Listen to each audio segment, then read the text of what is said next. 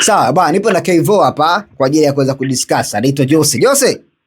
Yes. Bwana, dakika 90 zimetamatika kati ya Yanga dhidi ya Dodoma. Yeah. Nataka tuweze kuchambua mchezaji mmoja mmoja katika dirisha hili dogo ambaye amesajiliwa na Yanga na ameonyesha performance nzuri. Watu wanamfananisha Depu ni kama Mayele. Ni mapema sana kuzungumza Depu ni kama Mayele, ila ni mchezaji ambaye anaonyesha kwamba anaweza akafanya makubwa sana akiwa na jezi ya Yanga. So unaona kwa mechi chache ambazo amecheza kuna kitu cha tofauti ambacho amekuonyesha kwamba yeye ni mchezaji wa daraja gani.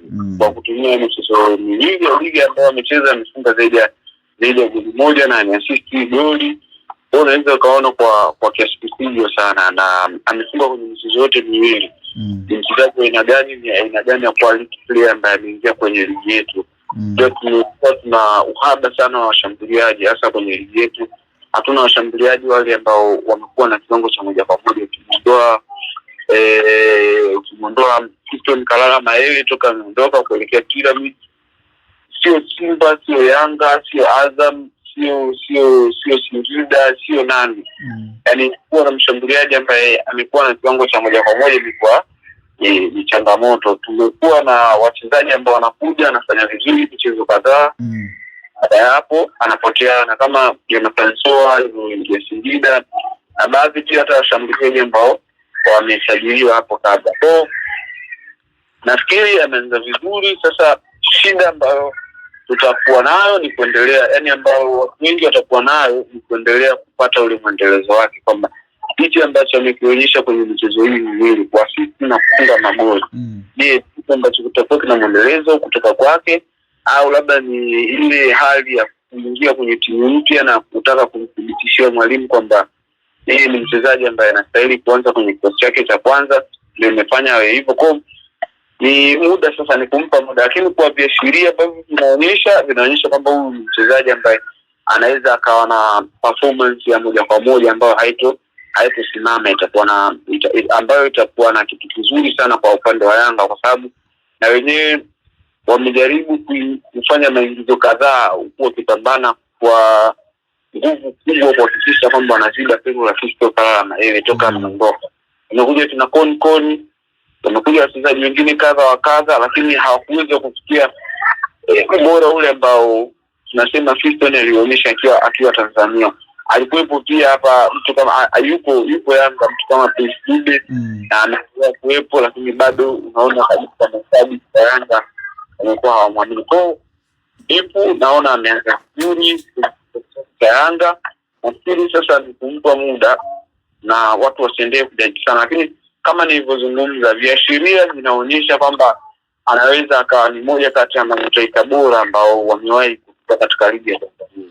Unaiona nafasi ya Dube ya kuendelea kujifunza zaidi kama endapo Depu atakapoanza kupewa nafasi kwenye kikosi cha kwanza, kwa sababu kuna wachezaji wengi sana Dube aliletewa lakini hawakuweza kumtoa kwenye kikosi. Kwa Depu tunaona mechi mbili, aina uchezaji wake, hamu ya kutamani kushinda, nafasi ambazo anazozipata na kuzitumia. Kwenye hili sasa kuna haja ya Dube kuanza kujinoa vizuri. Yes, na nafikiri Dube ana namba nyingi ambazo anacheza uwanjani.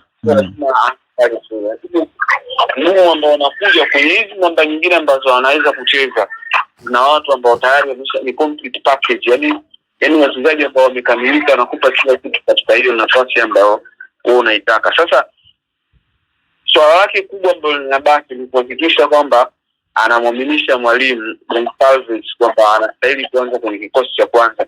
Namba gani ni yeye mwenyewe ndo ambaye ataamua. Kama ana uwezo wa kushindana na Depu, kama ana uwezo wa striker nikamweka nje au au Pacome, kitu ambacho ni kinyumba, au kama anaweza kutokea pembeni.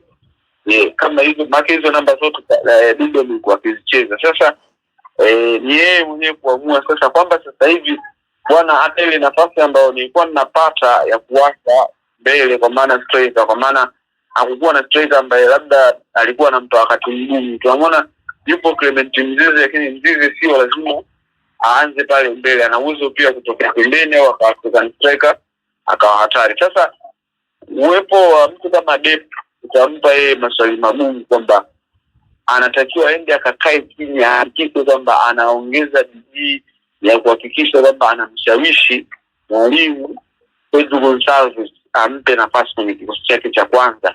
So hii hali walimu wengi wanaipenda sana, kwa sababu inatokea una mastreka wawili ambao kila unayempa nafasi anakuonyesha kitu kizuri, kila unayempa nafasi ukimpa Dube anakuonyesha kitu kizuri, ukimpa Depu anakuonyesha kitu kizuri. Ndio kitu ambacho walimu wetu wanaenjoy kuwa nacho kwenye kikosi, kwa sababu tayari unatengeneza mazingira ya wewe kupata matokeo. Sababu kila mtu ambaye atapata namba ataweza kuonyesha kile kitu ambacho anacho katika ubora wa hali ya juu sana. Kwa nafikiri ni muhimu kwake sasa ni kwenda kuhakikisha kwamba anamshawishi mwalimu, na kumshawishi mwalimu vinaeleweka vipi, kwamba unapopata nafasi fanya kile kitu ambacho mwalimu anahitaji au kinahitajika uwanjani. Wewe ni striker, unapata nafasi ya kuingia hata kama dakika ya 60-70, hebu utumie vizuri hizo nafasi ambazo unazipata, kama ambavyo ndipo atapata hizo nafasi. Unapokuwa kwenye uwanja wako wa mazoezi, kwenye uwanja wa mazoezi wa timu yako, onyesha performance nzuri ambayo itamshawishi mwalimu hata jaribu kukupa hizo dakika 20-30 ambazo tunazizungumza. Lakini pia onyesha nidhamu bora. Kwenye hili swala la nidhamu, Dube ni kwa sio changamoto kwake, lakini nadhani ameletewa mtu ambaye ana experience ya kutosha, amecheza soka barani Ulaya, ameshacheza soka barani Afrika kwa ubora wa kiasi chake. Unafikiri ameletewa mtu ambaye ana experience ya kutosha, ambaye pia anaenda kumpa maswali magumu kwamba kama mimi nataka kuendelea kusalia Yanga, basi inabidi mimi kama Dube nipambane kweli. Vipi kuhusu Okello na Bara Conte? Tukianza na Okello kwanza, uingizo lake tunaona ana impact kwenye timu. Yes, Okello ana impact, na nafikiri Yanga walikuwa wanapambana sana kuziba pengo la mtu kama Aziz Ki. Kwa maana gani? Unajua walimu wengi ambao wanapita Yanga wanatumia mfumo wa 4-2-3-1, kwa maana striker mmoja, hawa hapa attacking midfielder na kwa watatu, lakini double pivot inatengenezwa katika eneo la chini, kwa maana viungo wawili, mmoja na kwa mkabaji na mmoja na kwa box to box. Huku nyuma kuna walinzi wanne. Lakini ukijaribu kuangalia msimu kadhaa iliyopita, katika msimu hii minne Yanga wamekuwa na Max katika msimu ule wa mwisho wa msimu uliopita Yanga wanachukua ubingwa. Walikuwa na Max, walikuwa na Pacome, walikuwa na Aziz Jando ambao walikuwa wanacheza nyuma ya striker ambaye anaanza mbele. Kwa hiyo katika hayo mazingira unaona Aziz Ki kaondoka mwanzo wa msimu huu. Unaona ameletwa Dumbia, lakini bado hawajaweza kutoa kile ambacho Aziz alikuwa anakionyesha kwenye kikosi chao. Kwa sasa engineer kutoka kwenda kumchukua mtu kama Alan Okello na kile ambacho amekionyesha katika hii mchezo miwili, anakuonyesha kabisa kwamba anakuja na impact kubwa. Ni mchezaji ambaye ana ubunifu, ana uwezo mkubwa wa kutengeneza nafasi, ana uwezo mkubwa hata wa kufunga. Ni mmoja kati ya wachezaji ambao akiwa ndani ya Uganda katika nafasi yake hiyo ya kuwa kiungo mshambuliaji amewahi kuwa top scorer wa ligi kuu ya Uganda. Kwa kile tu ambacho ameonyesha kwenye hii michezo miwili, ubunifu ambao anaonyesha kwenye mchezo wa kwanza alitoa assist, ni kitu ambacho kinaonyesha sasa ule ubora ambao Max, Pacome na Aziz Ki walikuwa nao unaenda kurudi, kwa sababu atakuwa Max, Pacome pamoja na Alan Okello, kitu ambacho kitakuwa ni threat sana kwa wapinzani kupambana nacho. Unajua hakuna wakati mgumu ambao timu za Tanzania zinaopitia kama wakati ambao Aziz Ki, Pacome na Max wapo kwenye ubora, kwa sababu ulikuwa unapata wakati mgumu, hujui mkabe nani, hujui yupi atatoka wapi, kwa sababu walikuwa na sifa ambazo kwa kiasi kikubwa zilikuwa zinakaribiana. Kwa hata Okello ukijaribu kumwangalia ni mchezaji ambaye ana sifa ambazo zinaelekeana na kina Pacome na Max, kitu ambacho kinaenda kuzalisha moto katika eneo la kiungo la Yanga. Sawa, tukimaliza na Damaro pamoja na Conte, nafasi zao pengine ni wakati sahihi sasa wa Conte Bara kumpisha Damaro. Yes, nafikiri kwa sababu Conte alipata nafasi toka msimu umeanza hadi tunaingia kwenye dirisha dogo. Ni mchezaji ambaye alipata nafasi, na ni mchezaji ambaye ametokea Club Sportif Sfaxien ya kule nchini Tunisia.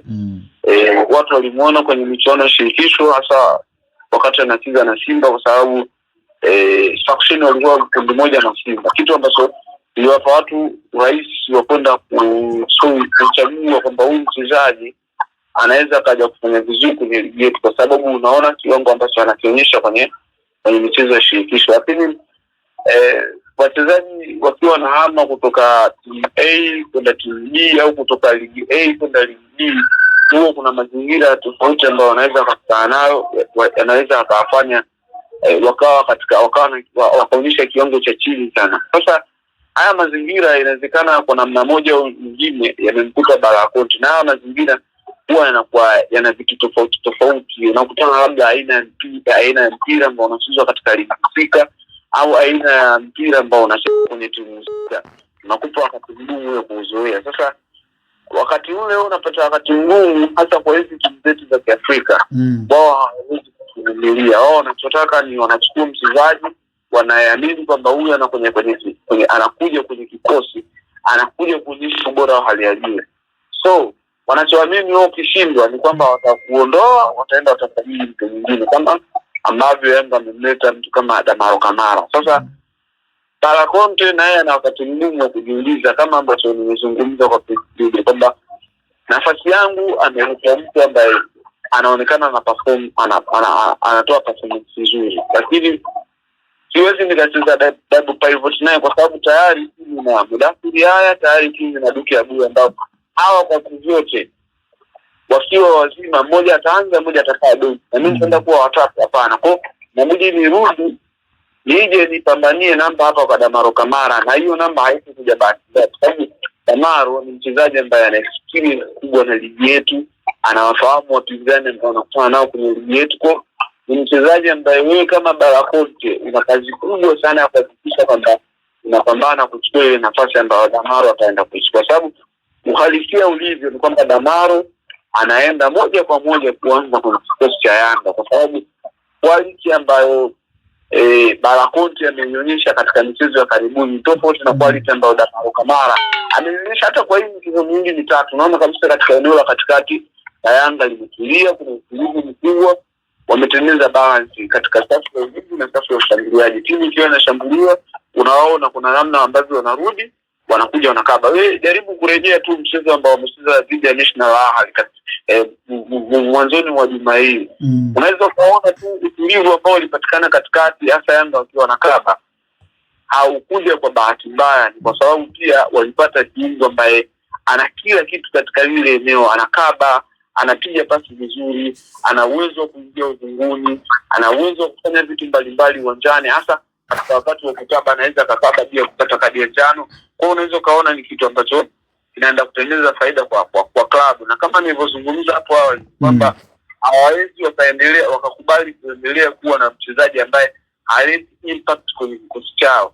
Kwa lazima atakuweka pembeni, watampa nafasi mchezaji ambaye anaenda kuleta impact kubwa kwenye kikosi chao. Bwana, shukrani sana Jose bwana kwa uchambuzi wako mzuri kabisa. Shukrani sana Kivu. Na huyo ni Jose, na nimepata nafasi tena nyingine ya kupiga story na wachambuzi kwa ajili ya kuweza kuzungumza hiki ambacho kimetokea, matokeo kati ya Yanga dhidi ya Dodoma Jiji. Kwa hiyo mimi binafsi mtazamo wangu, kuna haja sasa ya Dube kuweza kuchanga karata zake vizuri, kwa sababu naona kabisa anaenda kupoteza nafasi yake kwenye kikosi cha Yanga. Hiyo ipo wazi kabisa. Dube kuna namna ambayo anaenda kupoteza nafasi yake kwenye kikosi cha Yanga, utake usitake, utake usitake. Kwa hiyo kuna haja sasa ya Dube kuweza kujifua zaidi. Hatari Depo, hatari ni mayele mtupu mwanangu. Shukrani sana kwa kuweza kusikiliza uchambuzi bora kabisa kwa siku ya leo, ambapo nimekuletea wewe mwanafamilia wa